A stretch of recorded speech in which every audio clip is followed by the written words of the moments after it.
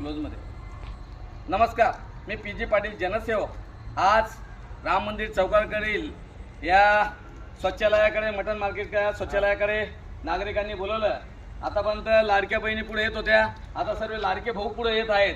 त्यांची समस्या आहे की हे कित्येक दिवसापासून नगरपालिकेकडे तक्रार करूनही नगरपालिका या स्वच्छतेकडे लक्ष देत नाही. आपण बघू शकता घाणीचे साम्राज्य आहे, बघा किती घाण आहे. हे पूर्ण घाणीने भरलेलं आहे.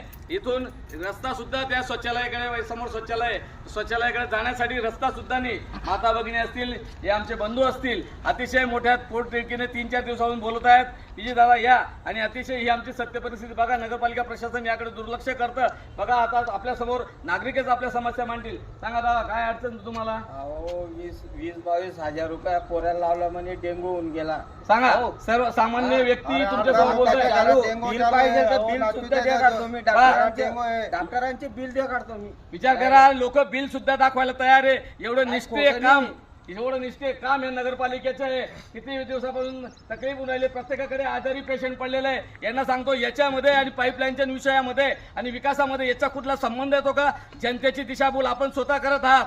हे तुम्हाला कडकडीने सांगतो. लोकांची दिशाभूल आपण करतात. हे आणि याच्या विकासाचा काय संबंध?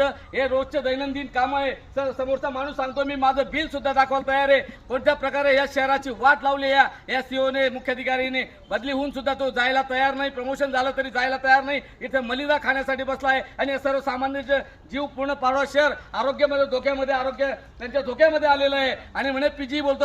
अरे पीजी बोलतो नाही, पीजी प्रत्यक्ष दाखवतो. एका भाड्याने लोक आणले का? तुमच्या समस्या आहेत काही आहेत का? तुमच्या समस्या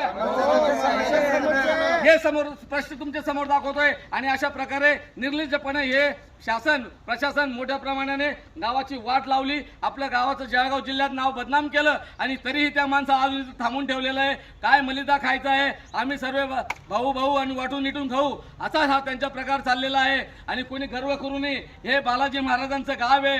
गर्व करू नका. इथं चांगल्याची जिरली आहे. लक्षात ठेवा, रावणाची लंका सोन्याची होती. एकट्या राम भक्तांनी सुद्धा सोन्याची लंका जाळून टाकली. म्हणून कोणी गर्व करू नका. लक्षात ठेवा, हे बालाजीचा आशीर्वाद तुम्हाला चांगला भेटेल. चांगलं काम कराल तर याला काय लागतं? ट्रॅक्टर पाठवा, जीसीबी तुमच्याकडे. हा बाजूला मागच्या साईडला ट्रॅक्टर यायला जागा आहे. इथं ट्रॅक्टर यायला जायला भरायला काय लागतं? सतत सुविधा. याला कुठं खर्च लागतोय का? आणि आरोग्याचे पूर्ण धोक्यात आलंय. कुत्र्यांच्या विषयी बोलत नाही, आरोग्याविषयी बोलत नाही. येऊन पाईपलाईन विकास, पाईपलाईन. अरे तुम्हाला माहिती आहे का पाईपलाईन विकास सांगून राहिले तुम्ही? कधीपासून तुम्हाला पाईपलाईन संपली? ही 24 तास पाणी योजना माहिती आहे का तुम्हाला? अरे आयत्या पिठावर रेषा ओढायचं काम आपण करताय, ते सुद्धा सरळ ओढता येत नाही. एवढंच तुम्हाला सांगतो. जय हिंद, जय महाराष्ट्र.